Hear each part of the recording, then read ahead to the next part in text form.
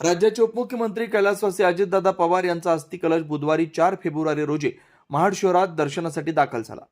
शहरातील छत्रपती शिवाजी महाराज चौकात हा कलश सर्वांसाठी दर्शनासाठी ठेवण्यात आला होता।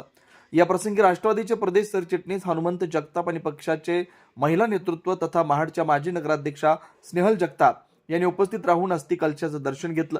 यावेळी त्यांच्या समेत पक्षाचे प्रमुख पदाधिकारी कार्यकर्ते उपस्थित होते। दरम्यान ठाकरे गटाकडून सध्या करंजाडी जिल्हा परिषद गटातून निवडणूक लढवणारे सरपंच सोमनाथ ओझरडे यांनी देखील आपल्या प्रचाराच्या व्यस्त वेळापत्रकातून वेळ काढून आवर्जून उपस्थित राहून या अस्थि कलशाचं दर्शन घेतलं। राष्ट्रवादी पक्ष संघटनेच्या वतीनं राज्यातील ठिकठिकाणी हे कलश दर्शनासाठी उपलब्ध करून देण्यात आले असल्याची माहिती यावेळी स्नेहल जगताप यांनी माध्यमांना दिली आणि आपल्या भावना देखील व्यक्त केल्या। आपल्याला माहिती आहे की गेल्या 28 तारखेला महाराष्ट्रासाठी एक अत्यंत दुर्दैवी घटना या ठिकाणी घडली। ते म्हणजे राष्ट्रवादी काँग्रेस पक्षाचे राष्ट्रीय अध्यक्ष त्याचबरोबर महाराष्ट्र राज्याचे लाडके उपमुख्यमंत्री आदरणीय अजितदादा यांचं दुःखद निधन त्या ठिकाणी झालं। आमच्या सगळ्यांकरता संपूर्ण राष्ट्रवादी काँग्रेस परिवाराकरता सर्व कार्यकर्त्यांकरता अत्यंत दुःखाचा डोंगर या ठिकाणी आमच्यावरती येत असताना कुठेतरी पोरके झाल्याची भावना आज प्रत्येक कार्यकर्त्यामध्ये त्या ठिकाणी बघायला मिळाली।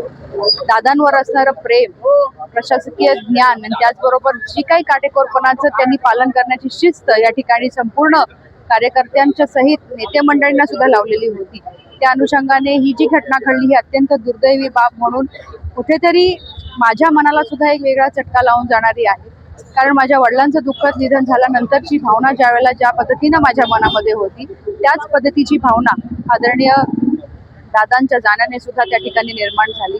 जणू काही आपल्यावरती एक वडीलधारी हातच पुन्हा एकदा गमावल्याची भावना माझ्या समवेत माझ्या असणाऱ्या संपूर्ण कुटुंब असेल किंवा सर्व कार्यकर्ते यांच्यावरती खऱ्या अर्थानं शोककळा त्या ठिकाणी पसरली।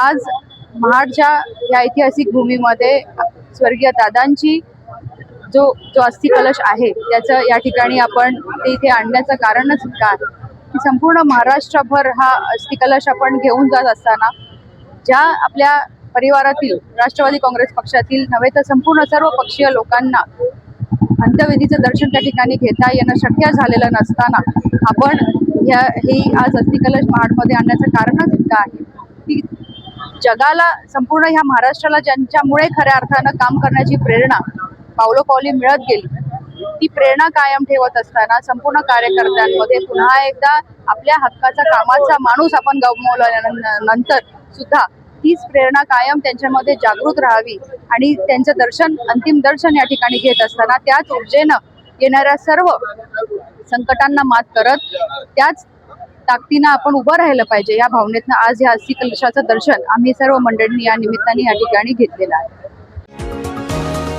तुम्ही पाहत आहात विस्टा न्यूज मराठी।